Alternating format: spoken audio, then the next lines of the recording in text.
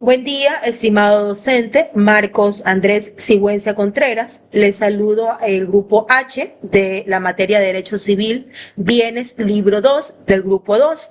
En este caso se encuentra pues conformado directamente por quien les habla la señorita Leslie Ramos, la señorita Eduarda Salgado Altafulla, la señorita Melanie Castro y el caballero William Guamán. Como tal, nuestro tema, que es el tema número 8, es otras limitaciones al dominio, patrimonio familiar y servidumbres, en este caso como introducción y planteamiento jurídico del mismo. Puedo manifestar lo siguiente. Debemos recordar, estimado docente, que dentro del derecho civil ecuatoriano, el dominio pues es un derecho real que permite a una persona el uso, el goce y la disposición de un bien. Sin embargo, hay que tomar en cuenta que pues este derecho no debe entenderse como absoluto, ya que la ley establece ciertos límites cuando existen intereses superiores que requieren pues de su protección. En este sentido, en el Código Civil ecuatoriano reconoce diferentes instituciones que restringen, el ejercicio del dominio, entre ellas el patrimonio familiar y las servidumbres. Nuestro deber básicamente es que estas dos figuras limitan el dominio por diferentes razones. Por un lado tenemos el patrimonio familiar que limita la propiedad, en este caso para proteger a la familia y garantizar estabilidad sobre determinados bienes, y por otro lado tenemos a las servidumbres que ellas limitan el dominio porque permiten que un predio pueda pues beneficiar a otro. Esto quiere decir que busca una convivencia equilibrada entre propietarios. Ahora bien, surge una pregunta pues relevante, importante. Si una persona tiene derecho de propiedad, ¿por qué la ley permite limitar ese derecho? Y la respuesta, estimado docente, está en que la propiedad pues cumple una función social. Esto quiere decir que el propietario conserva su derecho, pero debe ejercerlo pues respetando los límites establecidos por la ley, o sea, por el ordenamiento jurídico y los derechos pues de las demás personas. A continuación, mi siguiente compañero. Continuando con la exposición, hablaremos del patrimonio familiar. El patrimonio familiar es una institución jurídica mediante la cual determinamos bienes que quedan afectados a la protección y beneficios de la familia. Su finalidad principal es brindar seguridad económica y proteger bienes esenciales, específicamente aquellos destinados al hogar familiar.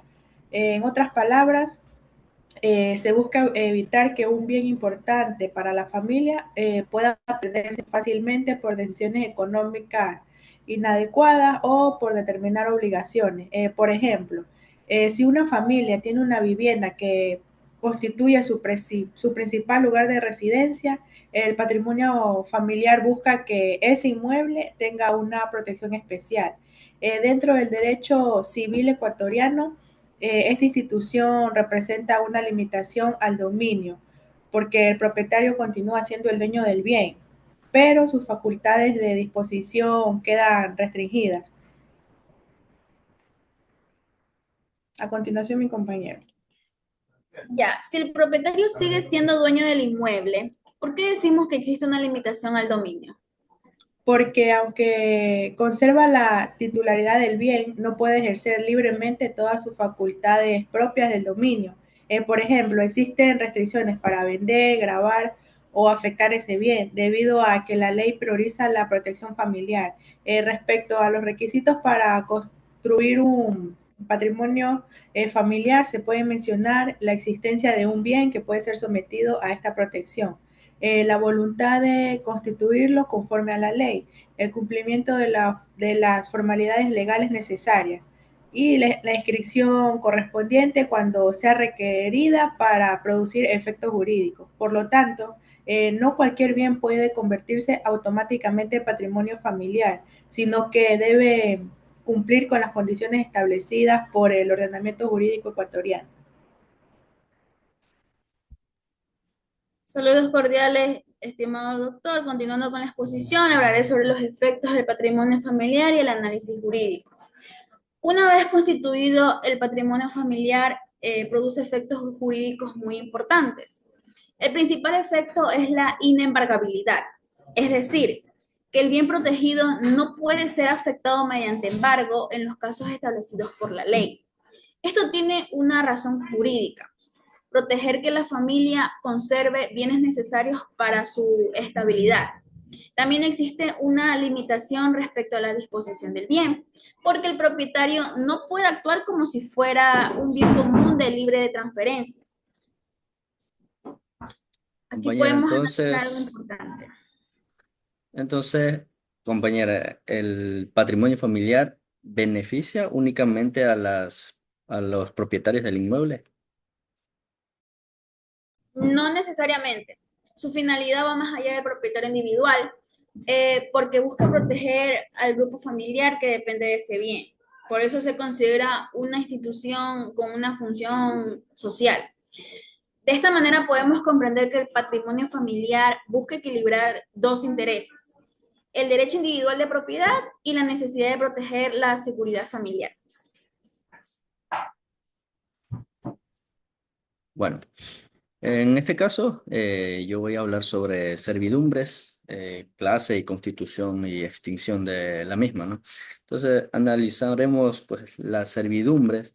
Es un derecho real que consiste en una carga impuesta sobre un predio que beneficia al otro predio perteneciente a otro dueño, ¿no? Entonces, en esta relación existen dos elementos: el predio dominante y el predio sirviente. ¿Qué es el dominante? Es aquel que recibe la utilidad o el beneficio. Y el predio sirviente es aquel que soporta la limitación. Un ejemplo claro sería de este caso de servidumbre de tránsito. Imaginemos que una persona tiene un terreno que no posee salida directa a una vía pública y la ley puede permitir que utilice una parte del terreno vecino. ¿Para qué? Para poder dar acceso a esa propiedad que no tiene salida a la vía pública, ¿no? Entonces, en este caso, el terreno beneficiado sería el predio dominante y el terreno que permite es el predio, pasa a ser el predio sirviente, ¿no? Entonces, las servidumbres pueden clasificarse de las siguientes maneras. Por ejemplo, las naturales, aquellas que provienen de las situaciones propias de la naturaleza. La otra es legales, que son aquellas que son impuestas por la ley cuando existe una necesidad jurídica. Voluntarias también, que aquellas que nacen pues de acuerdo entre dos propietarios, y también pueden ser continuas, que cuando pueden ser cuando ejercen una actividad constante de la persona, ¿no? Entonces, discontinuas también cuando requieren una acción humana, como ocurre en el paso por un camino, ¿no? Entonces, aparentes también existen en este caso cuando existen signos visibles de la servidumbre, y no aparentes cuando no existe señales externas visibles de esta servidumbre, ¿no? Entonces, respecto a su constitución, o hablando de este caso de servidumbre, pueden surgir por disposición legal, por acuerdo entre propietarios o por formas reconocidas en la legislación. En cuanto a su extinción, pueden terminar cuando desaparece la necesidad que les dio el origen o cuando existe la imposibilidad de ejercerlas, y o a su vez cuando ambos predios llegan a pertenecer al mismo propietario.